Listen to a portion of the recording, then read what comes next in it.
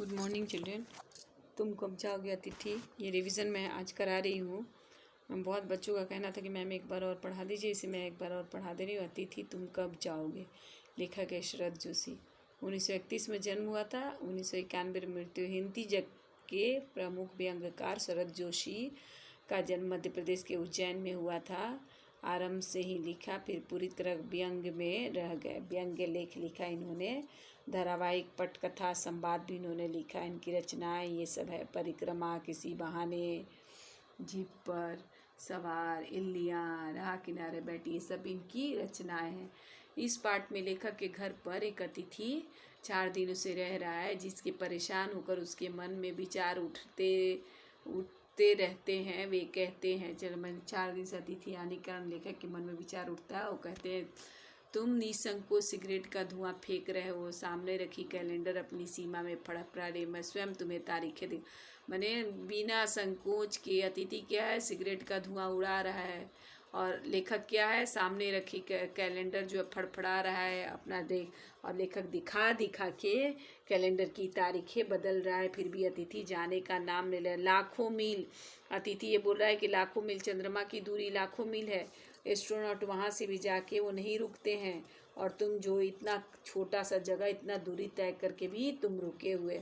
तुम्हें देखते ही मेरा बटुआ का, मैंने तुम जब आए थे तो मुझे लगा था मुझे बहुत खर्च करने पड़ेंगे, बहुत खर्च होगा, फिर भी मुस्कान के साथ, मैंने जानता था तुम्हारे आने पे खर्च हुआ, फिर भी जो है ना, मैं हंसते हुए मुस्कुराते हुए अतिथि का स्वागत किया। फिर क्या हुआ, रात के भोजन को मध्यम वर्गीय, मैंने हाई मिडिल क्लास को डिनर जैसा भारी भरकम, मैंने डिनर जैसा बहुत बना दिया गया था। सोचा था तुम सुबह, रात में बहुत अच्छा डिनर दिया गया, उच्च क्लास का डिनर, मैंने हाई सोसाइटी में जैसे सोचे क्यों दिया गया था कि सुबह एक शानदार मेहमान नवाजी की छाप अपने दिल में, मैंने इतना बढ़िया सा हमने मेहमान नवाजी किया और तुम चले जाओगे। लेकिन तुम ऐसा नहीं किया। अतिथि ने दूसरे दिन भोजन को लंच जैसा बनाया, मैंने लंच जैसा बहुत सारी चीज़ें दी, और रात में वो लोग सिनेमा दिखाने भी ले गए। इसके बाद विदाई का समय, तब सोचे कि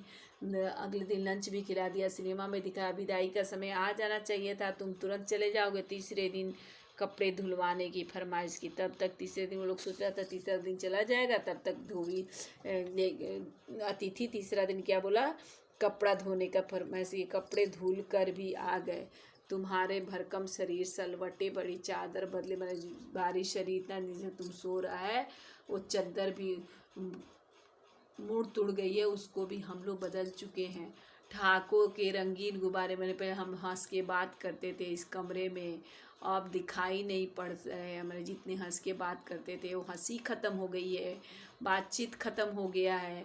कल से क्या है, लेखक उपन्यास पढ़ रहा है और अतिथि फिल्मी पत्रिका। सत्कार की उष्मा, मैंने आदर करने का जो अंदर से गर्मी था, एनर्जी था, वो ख़त्म हो गया।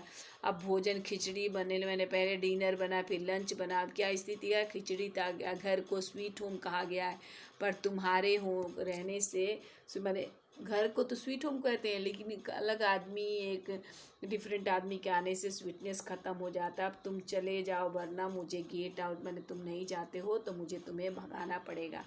अपने खराटों से एक और रात गुंजायमान करने, मैंने एक रात और तुम रह जाओ। कल जो किरण, मैंने 4 दिन अतिथि को आए हुए हो गया, और बोल रहा है कि कल जो किरण तुम्हारे बिस्तर पर, मैं कल सूरज जो उगेगा, तुम महत्वपूर्ण निर्णय लोगे। तुम्हारा 5वां दिन हो जाएगा और तुम घर लौटने का निर्णय ले पाओगे। इस बार अतिथि को आए हुए 5, कल सुबह चले न गए तो मेरी सहनशीलता, लेखक ये भी बोल रहा है कि तुम नहीं जाओगे कल तो मेरा पेशेंस लूज हो जाएगा। माना तुम देवता हो, मैंने अतिथि को देवता माना गया है, किंतु लेखक बोला मैं तो आदमी हूँ, क्योंकि मनुष्य और देवता एक साथ नहीं रह सकते। देवता देवता के साथ रहते हैं, मनुष्य मनुष्य के साथ रहता है। इसलिए बोल रहा है कि तुम अगर कल नहीं जाओगे, तुम देवता तुम्हें कहा गया, लेकिन मैं आदमी हूँ, मैं तुम्हारे साथ ज़्यादा दिन तक नहीं रह सकता, तो मेरा पेशेंस जो है लूज हो जाएगा, मुझे तुम्हें धक्के मार के घर से निकालना पड़ेगा, क्योंकि तुम अपने आप चले जाते हो तभी तुम्हारा देवत्व सुरक्षित रहता है। मैंने तुम अपने आप चले जाओगे तभी तुम देवता कहे जाओगे। ठीक है, तुम कब जाओगे अतिथि? तो लेखक के घर पर अतिथि 4 दिनों से रह रहा है, जिसे देखते हुए ये कहते हैं कि ये अतिथि, तुम्हें देखते ही मेरा बटुआ कांप गया था। मैंने जिस दिन अतिथि आया था उस दिन लेखक की आर्थिक स्थिति डामाडोल हो गई थी, फिर भी उन लोगों ने मुस्कान के साथ, मुस्कुराते के साथ उनका स्वागत किया। रात के भोजन को मध्यम वर्गीय डिनर जैसा भारी भरकम बना दिया था, क्योंकि सोचे थे कि सुबह चले जाएंगे। पर क्या वो अच्छा भोजन करा रात में कि सुबह में तो अतिथि चला ही जाएगा, लेकिन अतिथि गया नहीं। चले पर ऐसा नहीं हुआ। तुम यहाँ आराम से मैंने आराम से सिगरेट पिया रहा था, उधर तुम्हारे सामने, उधर उसके सामने लेखक बार बार कैलेंडर बदल रहा था, तारीख बदल रहा था। तीसरे दिन वो क्या किया, धोबी से कपड़े धुलवाने की फरमाइश की। कपड़े धुलकर भी आ गए, फिर भी अतिथि जाने का नाम नहीं ले रहा है। पत्नी ने कहा तो वो सोच रही कि कब तक जाएंगे।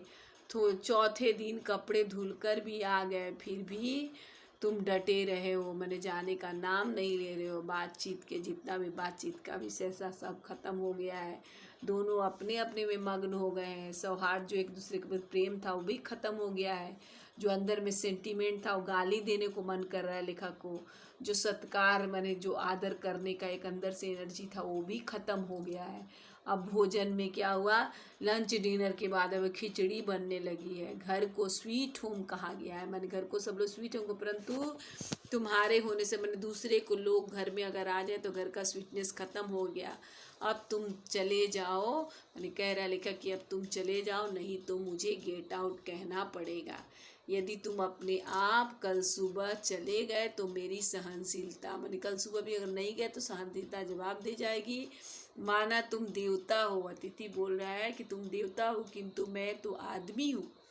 लेखक बोल रहा है कि तुम देवता हो, अतिथि को देवता भी बोला जाता है। मैं तो मनुष्य और देवता ज़्यादा देर साथ नहीं रह सकते। मनुष्य मनुष्य के साथ रहता है, देवता देवता के साथ ही रहता है। इसलिए अपना देवत्व सुरक्षित रहना चाहते हो तो अपने आप विदा हो जाओ। मैंने चाहते हो कि तुम देवता बने रहना, तुम अपने आप विदा हो जाओ। तुम कब जाओगे अतिथि। इस प्रकार ये चैप्टर है, ये व्यंग्य है। उम्मीद है सबको अब समझ में आ गया होगा। सबका कहना है कि एवरेस्ट में एक बार और पढ़ा दूंगी, एवरेस्ट भी मैं एक बार पढ़ाऊंगी।